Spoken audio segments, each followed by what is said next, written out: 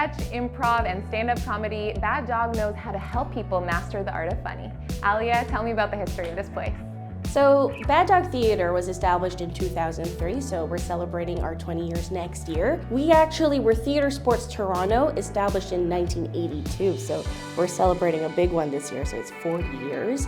And basically through our doors, we've had like the best of Canadian comedy come through. So like Colin Mockery, Mike Myers, Tim Sims, The Kids in the Hall. Yeah, so we've been around for a while making Toronto laugh. Wow, you've got some celebs going through this place. I love it. What kind of classes do you offer here for people that are beginners or even advanced?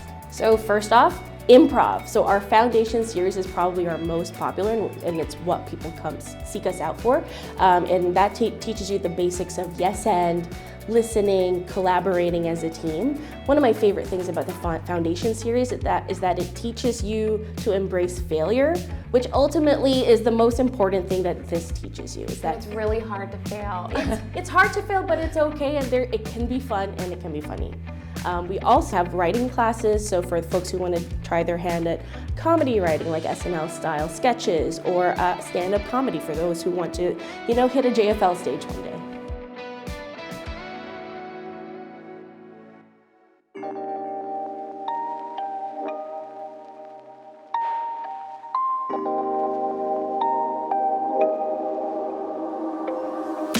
So there might be people watching right now who are like, doing that is my worst fear. Why would you recommend that they check it out, try it out? Well, honestly, because it worked for me. So I started at Bad Dog Theatre as a student, and I started because I had a fear of public speaking. Like I wouldn't put my hand up in meetings, I just wouldn't present. So that really held me back.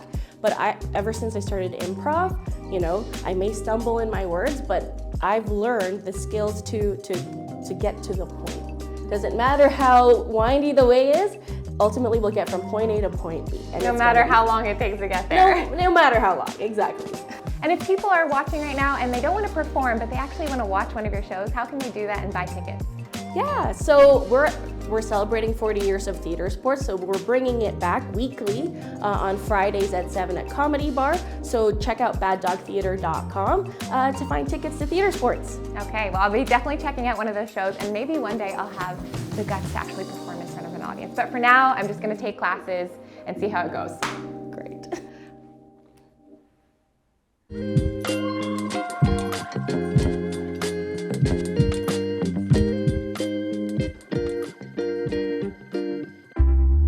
We've got Ryan here, who is the education lead at Bad Dog Theatre, who's going to teach me all about the art of improvisation.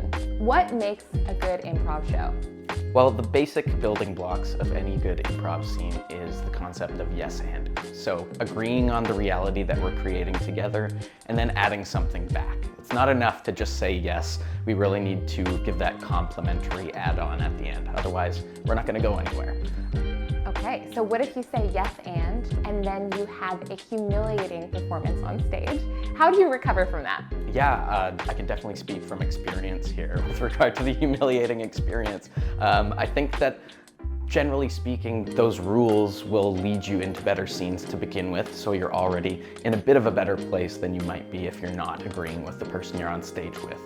But part of improv is we're all seeing it happen live together. So there's no getting around the fact that the audience has just seen what's happened. So a lot of the times just instantly forgiving yourself and moving on, but acknowledging whatever just happened is probably the strongest way forward. So a lot of people would see this experience as very scary and frightening, to get yourself out there and kind of put yourself on a stage. How do you get over that fear, and what's the key to just having fun?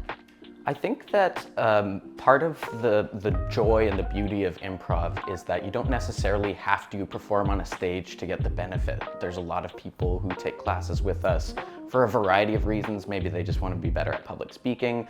A lot of the time, people are coming to class because they feel like they have lost their ability to socialize or their group of friends throughout the pandemic. And no matter what, if you're approaching something with enthusiasm, you're gonna have a better time because you're more open to the offers that other people are giving you, you're more open to their input. So I think, yeah, approaching it with that sense of joy and enthusiasm is just a great life lesson, let alone for improv. And Bad Dog is probably the perfect place to have a safe space to practice your art of improv. We can talk the talk, Ryan, but I think we gotta walk the walk, and I gotta try improv firsthand. So what do you say we go practice? Yes, and? Okay, I love that.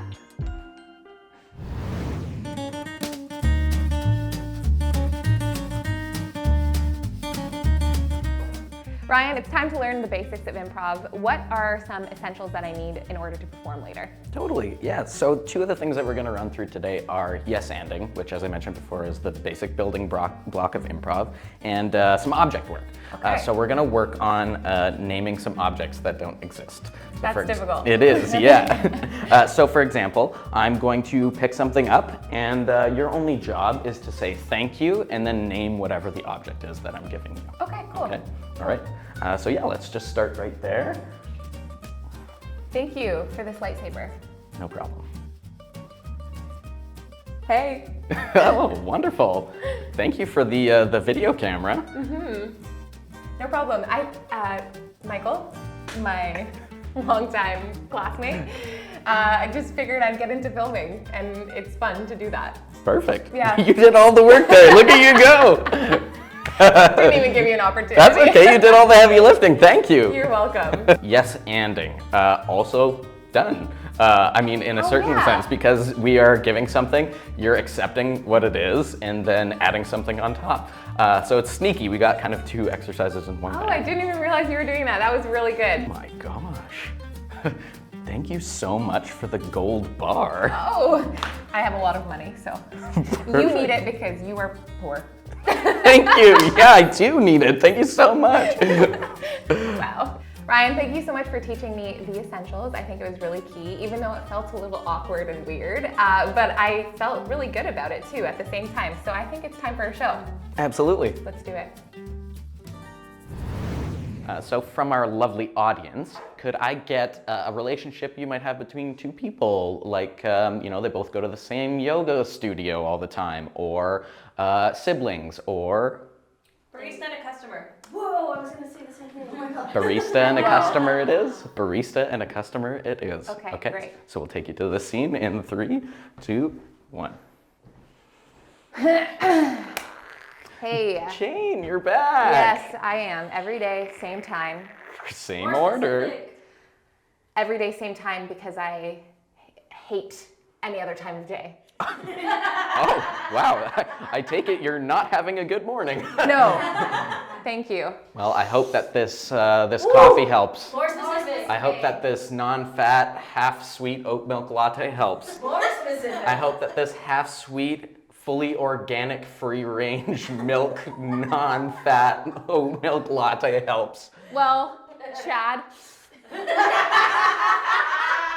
it doesn't, because I have superior taste buds. More specific. I have taste buds that can cut through space and time, and I can taste that you use 2% instead of the stuff that you were talking about. Oh my gosh, she lied to me. knows.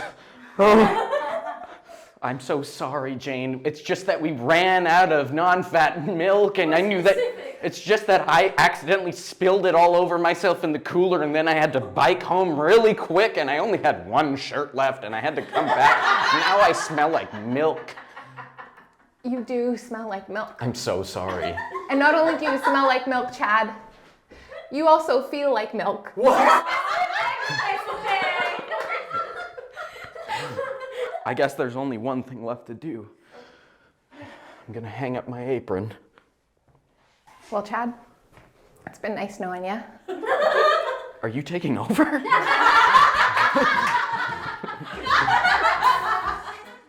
Could I get a non-fat, half-sweet, free-range organic oat milk latte? Less specific. Coffee, please.